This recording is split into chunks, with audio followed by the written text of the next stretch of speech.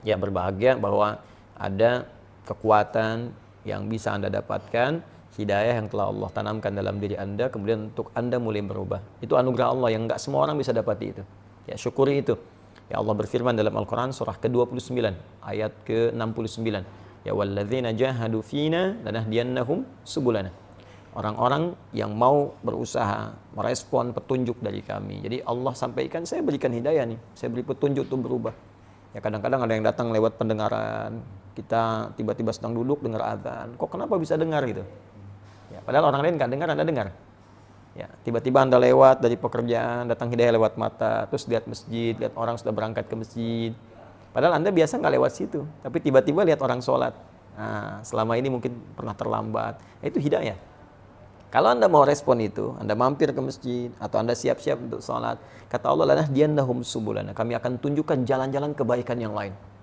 Ya, jalan untuk mendekat kepada Allah, jalan untuk rajin puasa, jalan untuk senang dengan Al-Quran, jalan mendapatkan rezeki yang halal, jalan mendapatkan rezeki yang cepat. Kalimatnya subul, jamak dari kata sabil. Jadi kalau satu Anda respon, maka yang lain kemudian Allah akan tunjukkan dengan cepat. Nah, ini saya lihat ini ada langkah awal yang Allah kemudian berikan di hati Anda. Anda tinggal meresponnya dengan maksimal dan bermohon kekuatan kepada Allah Subhanahu wa taala. Maka yang pertama mesti dilakukan adalah yang pertama, syukuri apa yang telah Allah anugerahkan itu. Yang kedua, semangat dan jadikan ini sebagai prioritas untuk mengisi sisa kehidupan kita. Ya, harus lebih baik dari sebelumnya. Allah janjikan di Quran surah keempat An-Nisa ayat yang ke-100. Ya, wa may yuhajir fi sabilillah yajid fil ardi muraghaman katsiran wa sa'ah.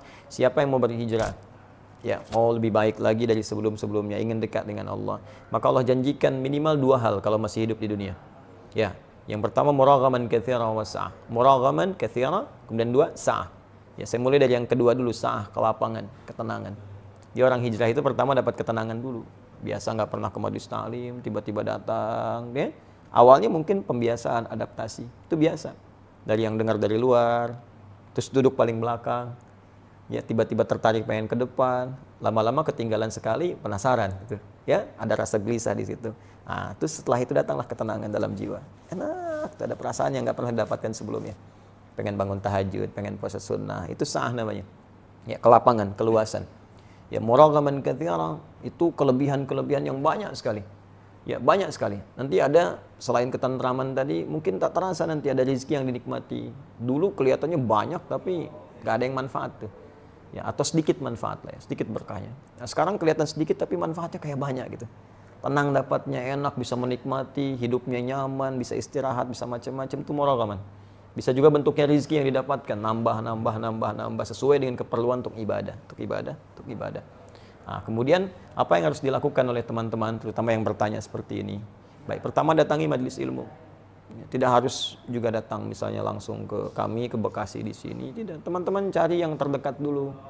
Ya, yang mungkin bisa memberikan bimbingan lebih baik. Tadi saya lihat di Kalimantan. Ya, di Kalimantan ini Masya Allah, saya kira banyak guru-guru baik. Ada Kiai Haji Muhammad Bakhit, ya saya lihat baik, beliau Masya Allah. Ya, putranya Kiai Haji Ahmad Mughni, ya, dengan Sayyidah Zainab itu Masya Allah, orang baik, orang tawadhu, ya belajar dengan beliau. Ada juga mungkin guru-guru yang lainnya yang kira-kira bisa memberikan bimbingan langkah-langkah awal. Setelah itu, ya coba kunjungi lagi majelis yang lain. Atau kalau punya perangkat seperti YouTube, bisa dibaca, dilihat, dipelajari.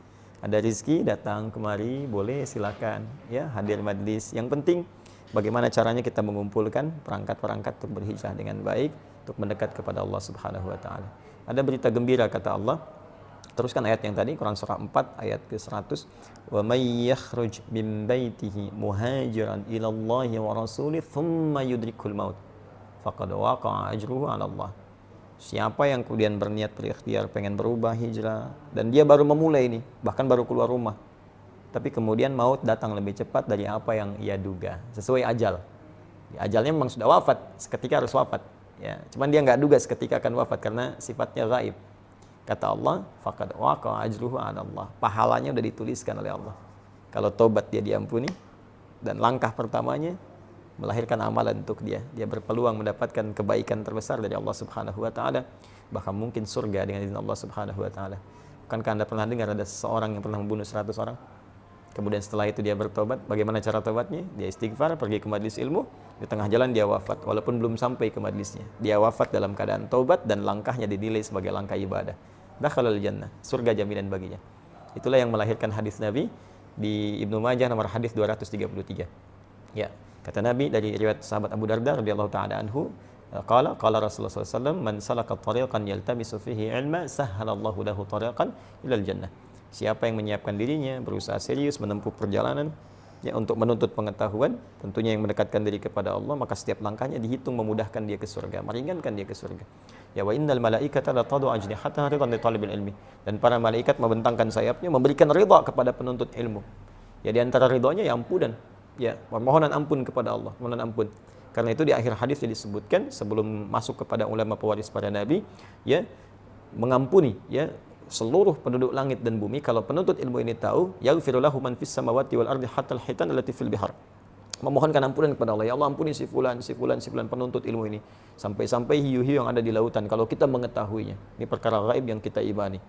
Ya, baru kemudian di ujungnya wa innal ulama warathatul anbiya wa innal anbiya la yurithuna dirhaman wa la dinaran.